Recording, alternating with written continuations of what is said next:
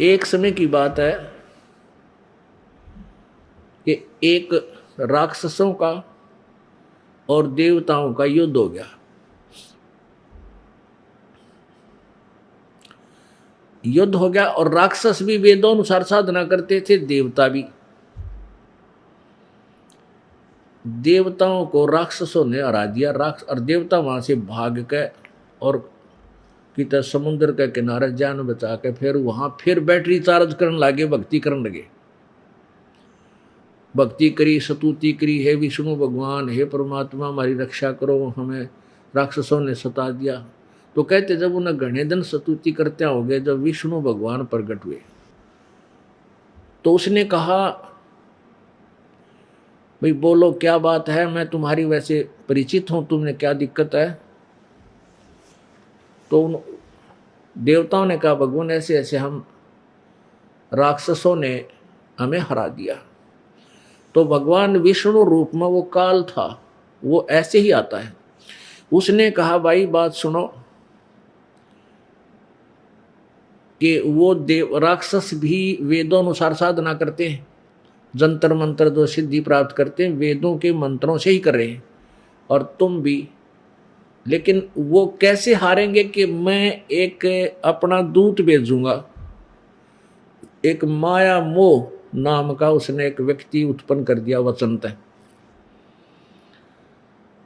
और इसको मैं भेजूंगा राक्षसों के पास। इसको मैंने शब्द शक्ति दे दी और ये उन राक्षसों को उस वेद ज्ञान से हटा देगा।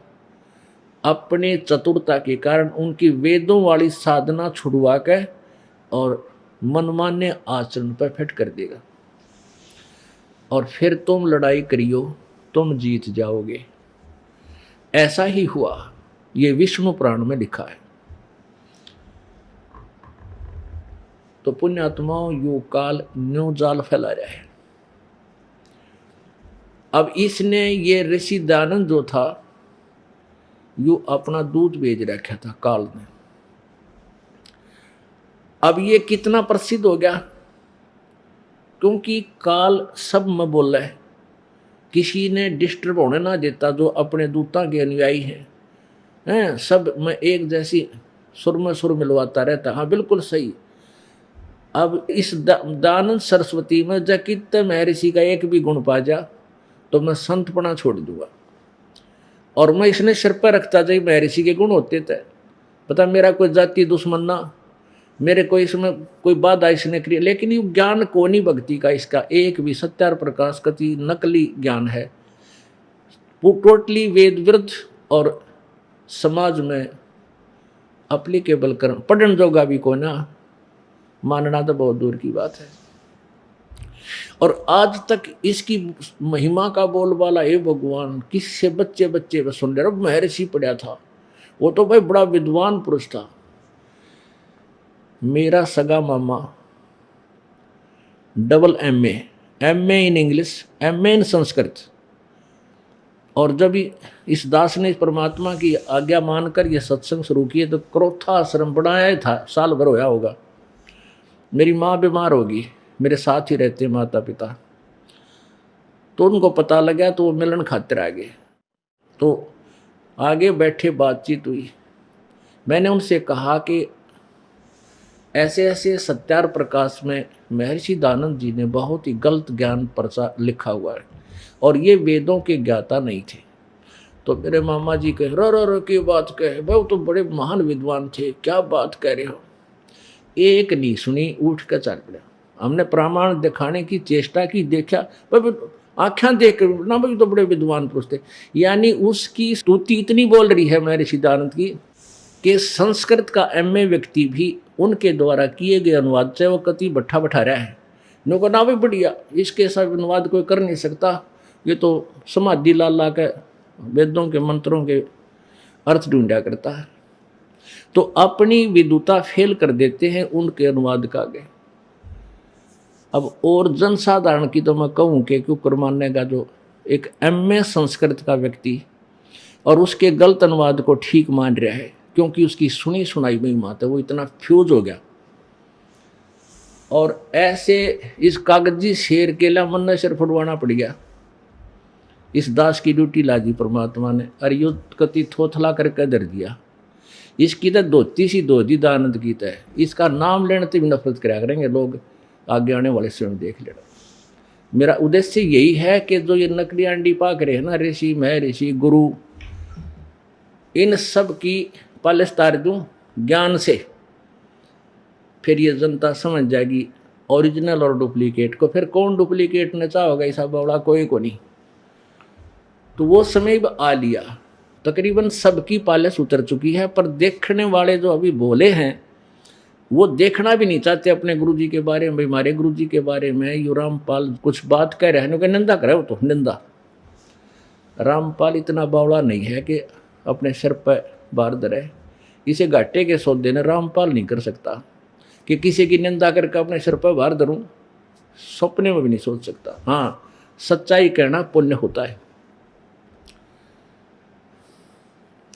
और वो भी परमेश्वर की ओट में बैठकर कही जा सकती है। परमेश्वर की आड़ में बैठकर ये दास सत्य कह रहा है, और इस सत्य का इतना प्रभाव हुआ है कि लाखों की संख्या में पुण्यात्मा इसको स्वीकार कर चुकी है। तो पुण्यात्मा, इस काल ने ऐसे ही जैसे ये श्री शिवदाल जी भेज रखे थे, ये काल का दूत था, और इनको कैख है भी पता नहीं था भक्ति का। पता था इस काल को इतना कि कलयुग में अब ये आ गई थी बिचली पीढ़ी, और इसमें सतलोक की महिमा, अपने निज घर की महिमा का प्रचार होना था। तो उससे पहले काल ने कहा था कि 12 पंथ करूं मैं साजा, नाम तुम्हारा ले करूं आवाजा। 12 पंथ नाम जो ले ही, वो मेरे मुख आन समोही। और अनेक पंथ में चलाऊं, नाम तुम्हारा ले गुण गाऊं। परमात्मा से वार्ता हुई थी काल की, जब जोगजीत रूप में भगवान आए थे। वो अपने परमात्मा को नहीं पहचान सका काल, ब्रह्म उनको अपना बड़ा भाई जोगजीत समझता था। तब जोगजीत ने कहा था कि काल मैं तेरा भांडा फोड़ पर कहूँगा, तूने जो दुनिया को भ्रमित कर रखा है, गलत ज्ञान प्रचार करवा रहा है, तूने परमात्मा का नाम और निशान मिटा दिया परमेश्वर का।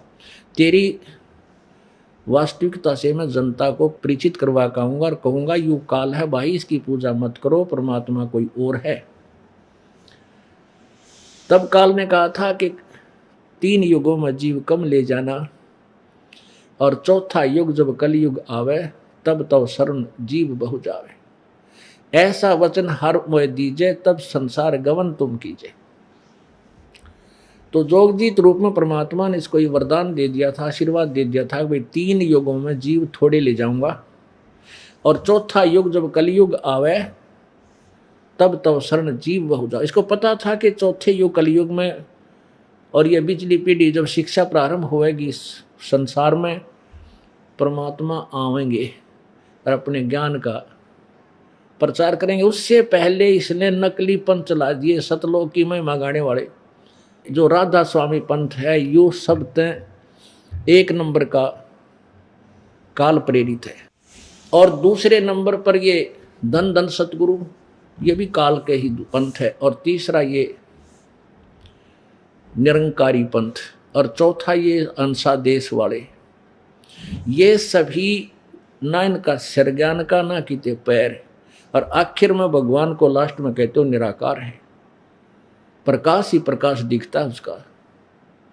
तो ये काल ने पहले इतना जबरदस्त जो है ना प्रचार करवा दिया, उस नकली दूत भेज गए।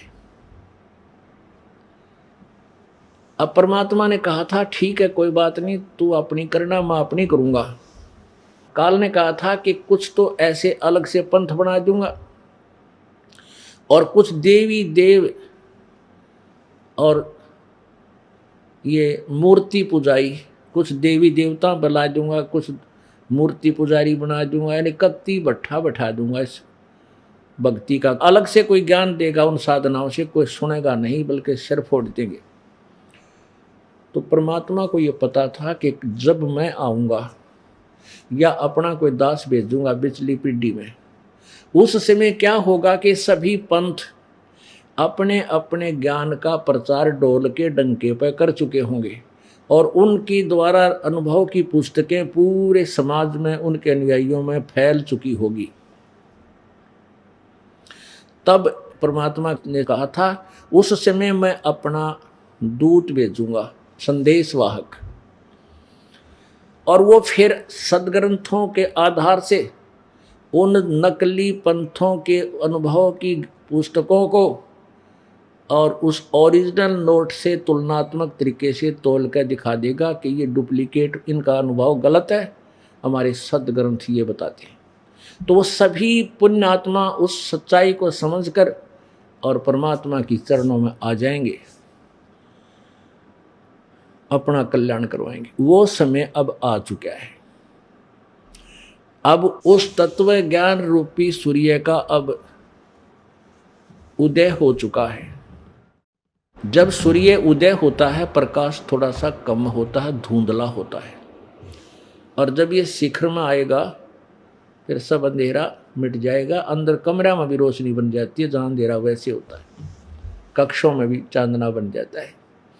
तो पुण्यात्माओं, अब ये तत्व ज्ञान रूपी सूर्य पूरे विश्व को रोशनी देगा और पूरा विश्व में भाईचारा, प्रेम, भगवान से डर, ये हाहाकार जो माया की दौड़ जिसे अंधा होकर इंसान कुछ भी आगे पीछा नहीं देखता, कोई किसी की आत्मा दुखाते हुए भी नहीं डरता, मांस खाते हैं, बुरा हाल हो रहा है, ये सब समाप्त होगा।